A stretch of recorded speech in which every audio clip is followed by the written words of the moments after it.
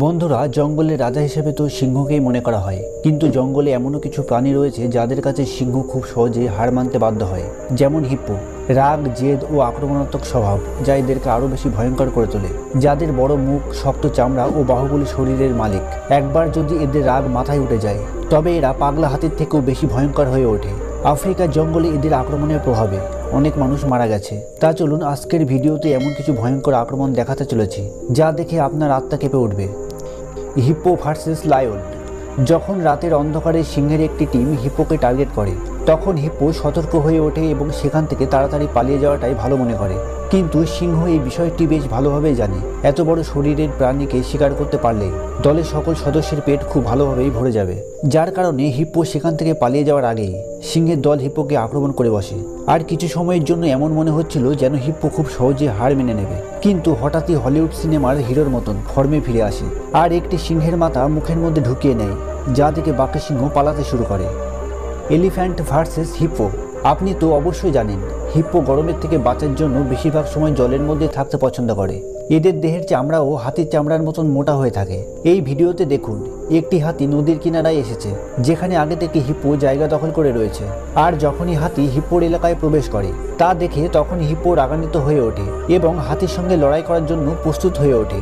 কিন্তু হাতিও কম শক্তিশালী প্রাণী নয়, যার কারণে এই ভয়ঙ্কর লড়াইতে কে জিতবে তা বলা খুবই মুশকিল।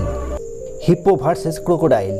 তা চলুন এবার এমন দুটি প্রাণীকে সামনাসামনি করব যাদের মধ্যে একজন তো খুবই শিকারী প্রাণী এবং অন্যজন শিকারী না হলেও খুবই রাগী স্বভাবের।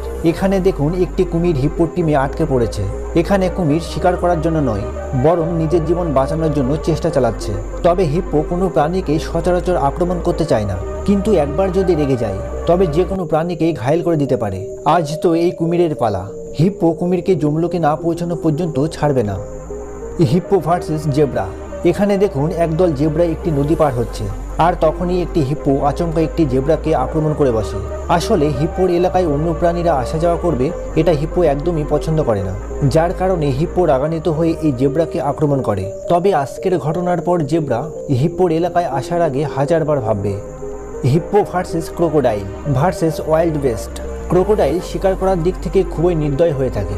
যে কোনো প্রাণী যদি কুমিরের কবজায় চলে আসে তবে সেই প্রাণী শুধুমাত্র প্রাণে বাঁচতে পারে যদি কিনা তৃতীয় কোনো প্রাণী সেই যুদ্ধে সামিল হয়। তবে ক্রোকোডাইলের প্রতিদ্বন্দ্বী শুধুমাত্র হিপ্পোই হতে পারে, যেমনটা এই ভিডিওতে দেখতে পাচ্ছেন। জল খেতে আসা মহিষ কিভাবে কুমিরের কবজায় চলে এসেছে, আর দেখতে দেখতেই কুমির মহিষকে জলের মধ্যে টানতে শুরু করেছে। কিন্তু এই মহাযুদ্ধের মাঝে হিপ্পো চলে আসায় কুমির মহিষকে ছেড়ে দিয়ে পালিয়ে যায়, কারণ কুমিরের কাছে হিপ্পো ভারী হয়ে উঠতে পারে, যার ফলে কুমির তার শিকারকে ছেড়ে দিয়ে পালিয়ে যাওয়াটাই ভালো মনে করে। Hippo versus rhino. এখানে রাতের অন্ধকারে হিপ্পো এবং রাইনোর মধ্যে লড়াই শুরু হয়েছে, যেখানে হিপ্পো তার বড় মুখটি খুলে রেখে রাইনোর ভয় দেখানোর চেষ্টা করছে। কিন্তু রাইনো একটু ভয় পায় না, তার সুচালো শিং সামনে রেখে যেন বলতে চাইছে মুখের মধ্যে শিং ঢুকিয়ে দেব।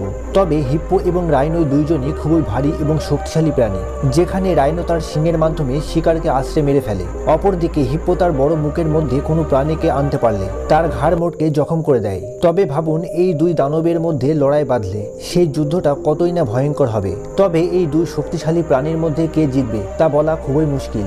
তা চলুন আজ ভিডিও এতটাই। ভিডিওটি কেমন লাগলো তা কমেন্ট করে জানাতে ভুলবেন না। আর যদি চ্যানেলে নতুন হয়ে থাকেন তবে এমন ইন্টারেস্টিং ভিডিওর আপডেট প্রতিদিন পেতে চ্যানেলটিকে সাবস্ক্রাইব করে পাশের বেল আইকনটি অবশ্যই চেপে দেবেন।